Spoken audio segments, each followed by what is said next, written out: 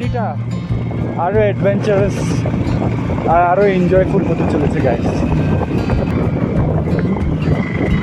উঁচু হোক, উঁচু হয়ে আবার যেন নিচু না হয়, কারণ বাইকের প্রবলেম হয়, ক্লাচ প্লেট যদি কাজ না করে, কাজ করা বন্ধ করে দেয়, তাহলে যদি নিচে হয় তাহলে আমি সোজা চলে আসতে পারবো, কিন্তু বাইকের যদি উঁচু হয় তাহলে আবার প্রবলেমে পড়তে হবে। হ্যাঁ গাইস, দেখুন গাইস উপর থেকে দৃশ্য। जाएगा गाड़ी, ये गाड़ी जाएगा श्योर।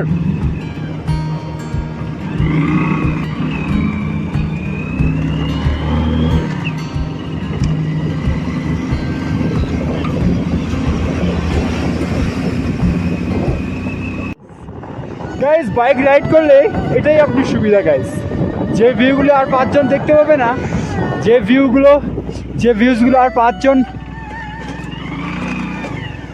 দেখার সুযোগ পাবে না, আপনি কিন্তু সেটা পাবেন guys.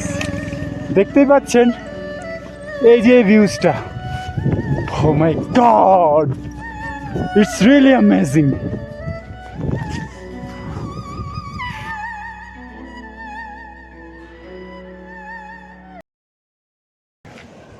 So guys, without any delay, I have to start my journey again.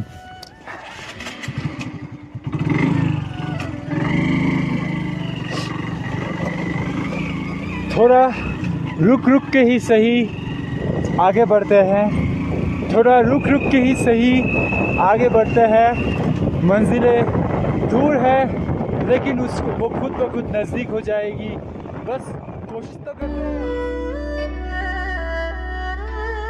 শহরের ব্যস্ত যানজট থেকে একটু অবসর পেতে আর পাহাড়ের হর্নবিহীন আঁকাবাঁকা পথের সঙ্গে বন্ধুত্ব করতে চাইলে আপনাকেও কোনো এক ছুটিতে হুট করেই প্ল্যান করতে হবে।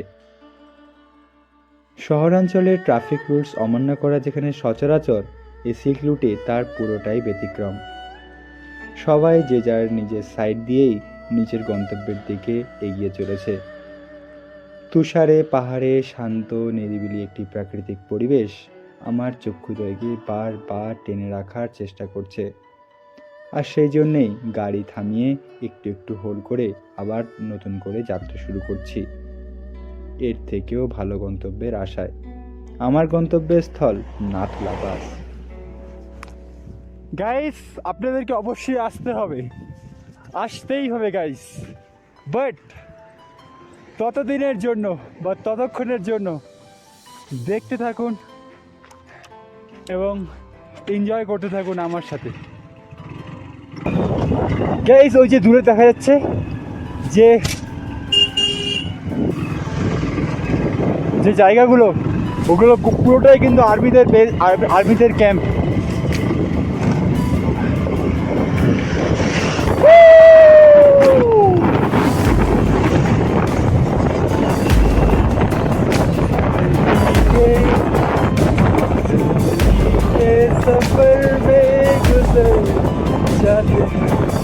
সামনে লেখা আছে border road organisation, Nathula 13 kilometre, Sherathang 8 kilometre, welcome to Nathula garrison Yakla 4 kilometre, Manju lake 6 kilometre. সামনে মঞ্জু লেকও আছে গাইস। সো আমরা আরও একটা লেক দেখতে পাবো গাইস। এই যে আঁকা বাঁকা পথে ড্রাইভ করার সময় আপনাকে কিন্তু লক্ষ্য রাখতেই হবে নিজের সাইডের কথা, কিন্তু কখনোই ভুলে গেলে চলবে না গাইস। এত সুন্দর একটা মনোরম পরিবেশে গাইস কে এরকম ক্যাচরা করে গাইস? না গাইস, ক্যাচরা একদম করা যাবে না। যেটা আছে ব্যাগের মধ্যেই রাখি, একদম ক্যাচরা করা যাবে না। এত সুন্দর পরিবেশটাকে নষ্ট মোটেই করা যাবে না। So guys, time is around 1:30 PM, আর এই যে সামনে দেখা যাচ্ছে এটা হচ্ছে নাথুলা পাসের চেকপোস্ট। আমি যদি ব্যাক ক্যামেরা দিয়ে দেখানোর আগে ফ্রন্ট ক্যামেরা দিয়ে দেখা যাচ্ছে, গাইস ব্যাক ক্যামেরা দেখা যাচ্ছে ওই যে সামনে যে লাইন, ওই রাস্তাটা মনে হচ্ছে কোনো বাবা মন্দিরের দিকে গেছে, আর ওই হচ্ছে সামনে চেকপোস্ট। গাইস, পরিস্থিতি আর আর্মি ব্যান্ডদের সাথে যারা চেকপোস্টে যারা ইনচার্জের তাদের সাথে কথা বলে জানতে পারলাম এই টাইমটা অনেক লেট করে ফেলেছি। আমার আরও আগে বেরোনো উচিত ছিল। সো এই হচ্ছে ভ্যালির ভিউ। আমরা যাব ঠিক এই সাইডে। সো গাইস, ফাইনালি আমি পৌঁছে গিয়েছি 14,000 ফুট উঁচুতে। ভিড় দেখে একটু হতভম্ব তো হয়েছি। ড্রাইভারদের জিজ্ঞেস করলাম এখানে আছে কি, কিসের জন্য এত ভিড়। ওরা বলল কিছুই নেই, এটা চায়না বর্ডার। 1962 সালের আগে চীনের সঙ্গে এইটা ছিল বাণিজ্য পথ। আমি বুঝতে পারলাম ফেলে আসা প্রাকৃতিক দৃশ্যটাই ছিল এর চাইতে বেশি সুন্দর। তারপরেও এগিয়ে গেলাম নতুন অভিজ্ঞতার খোঁজে। লম্বা একটা সিঁড়ি, পাশে কাঁটাতার আর পাহারা। ভিড়ে ঠাসাঠাসি না করে পাশের মাটির রাস্তা দিয়েই বরফের সঙ্গে খেলতে খেলতে উপরের দিকে উঠতে লাগলাম, কারণ আমি এই প্রথমবারের মতো বরফ দেখছি।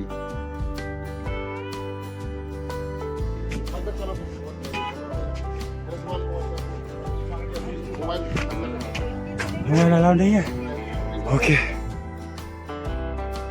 সো ফ্রেন্ডস, ক্যামেরা এখানে অ্যালাউ নেই, বাট আমার পিছিয়ে হচ্ছে দেখা যাচ্ছে জিনিসের উপেক্ষা করে আমি আর 5 দিনের মতোই ভয় ভয় করে হলেও ভিডিও করতে লাগলাম।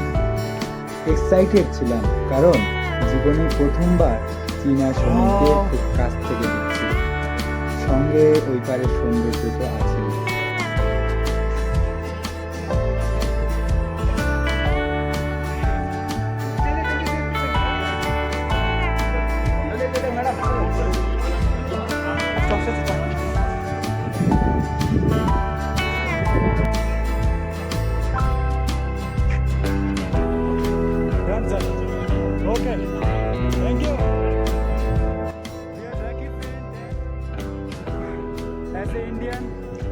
চায়না বর্ডার দেখা শেষ করার পরে নিচে নামার পথে দেখতে পাবেন ছোট্ট একটি ক্যান্টিন।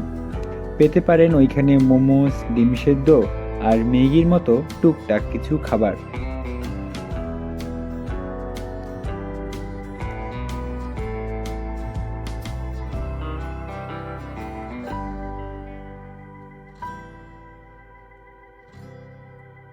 নাথুলা পাস ভিজিট করার পরে এখন আমি আপনাদের সাথে যাচ্ছি বাবা মন্দিরের দিকে। বাবা মন্দিরের দিকে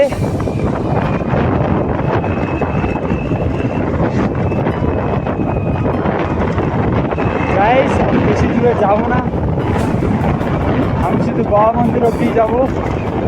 বাবা মন্দির খুবই ফেমাস একটি জায়গা। লোকে বলে যে বাবা মন্দিরের যে আত্মা, বাবা হরভজন সিংয়ের যে আত্মা ওই মন্দিরের মধ্যে এখনও রয়েছে এবং সৈনিকদের হেফাজত করছে, এখানকার লোকের বিশ্বাস।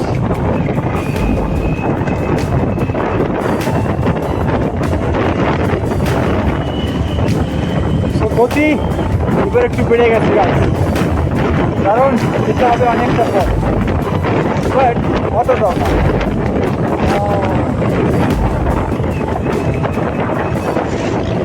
দৃশ্যটা না, সুইজারল্যান্ড অফ ইন্ডিয়া।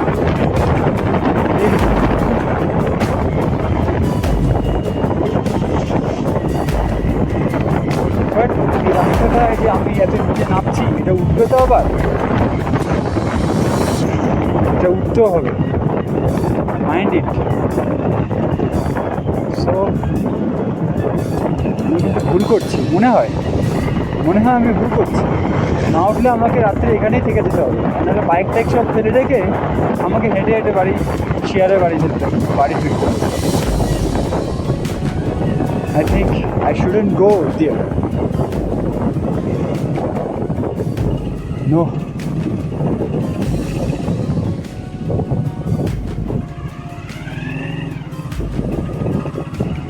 গাইস ওই যে দূরে দেখা যাচ্ছে ওটা হচ্ছে বাবা হরভজন সিং এর মন্দির। গাইস আর আমি যাব না, কারণ এবার যাওয়াটা মোটেই উচিত হবে না, কারণ সময়ের আগে পৌঁছতে হবে। অনেকটা পথ এখান থেকে গ্যাংটক, গ্যাংটক থেকে আবার Siliguri. So guys, I have to go back to my home city. Risk নেওয়া যাবে না গাইস।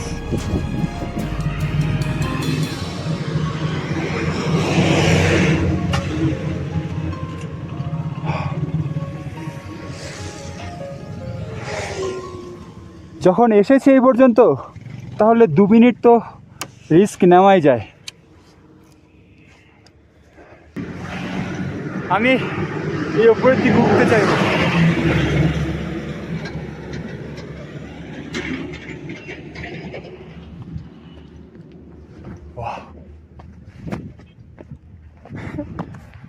সো ফ্রেন্ডস, বাইকে আসলে এটা মজা আছে, এটা একটা প্লাস পয়েন্ট আছে গাইস। আপনি এখানকার মাটি উপভোগ করতে পারবেন, এখানকার পাথর উপভোগ করতে পারবেন, এখানকার চড়াই উপভোগ করতে পারবেন, এখানকার এই যে আর্মিদের জুতো উপভোগ করতে পারবেন। সো সব কিছু উপভোগ করতে পারবেন গাইস, কিন্তু রাত করা যাবে না গাইস। রাত হলে আবার ভাল্লুক পিছনে লাগবে, তাহলে এই যাত্রাটাই শেষ যাত্রা হয়ে যাবে গাইস। কি ব্যাপক লাগছে না রোডগুলা? Oh my god, really unbelievable view.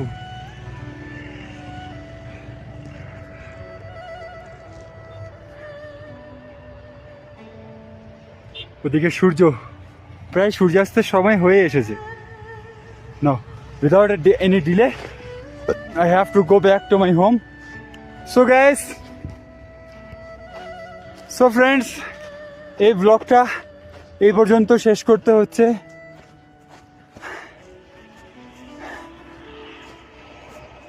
প্রথমে গ্যাংটক, তারপরে চাঙ্গু লেক, তারপরে নাথুলা পাস এক্সপ্লোর করার পরে বাবা হরভজন সিং এর যে মন্দির যাওয়ার যে সময়, সে সময়টার হয়ে উঠলো না, বিকজ আমার বাইক, আমার গাড়ি, আমার বন্ধু। গাইস এখানে একটা জিনিস দেখুন গাইস, এটা কিন্তু পুরোপুরি ফ্রোজ হয়ে আছে।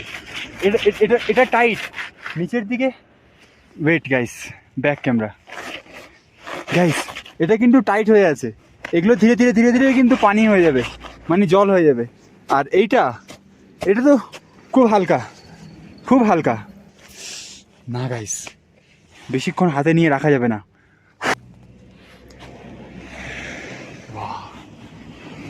ভাবা যায় এটা লবণ না গাইস, এটা লবণ না, খুব হালকা একটা জিনিস।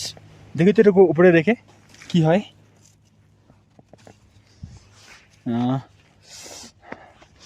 কিছুক্ষণের মধ্যে এটা কিন্তু দেখুন গাইস গলতে শুরু করেছে। ধীরে ধীরে এটা গলে কিন্তু জল হয়ে যাবে, কারণ ওদিকে রয়েছে সূর্যের তাপ।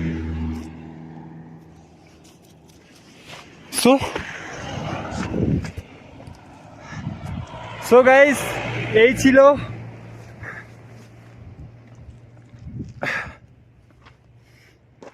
ছিল এখানকার লুকস আর এখানকার বিউটি। ব্যাস, ব্লগটা এখানেই শেষ করতে হচ্ছে। দেখা হচ্ছে নেক্সট ব্লগে। ততক্ষণের জন্য সবাই নিজের টেক কেয়ার করুন, নিজের ফ্যামিলি টেক কেয়ার করুন, সুস্থ থাকুন, ভালো থাকুন। Thank you so much for watching this video and see you again.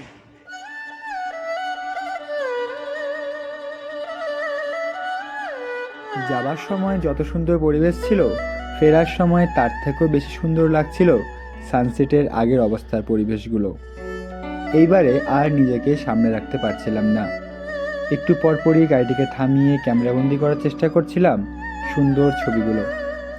এত সুন্দর একটা পরিবেশ বারবার আমাকে টেনে ধরে রাখার চেষ্টা যেন করে চলেছে।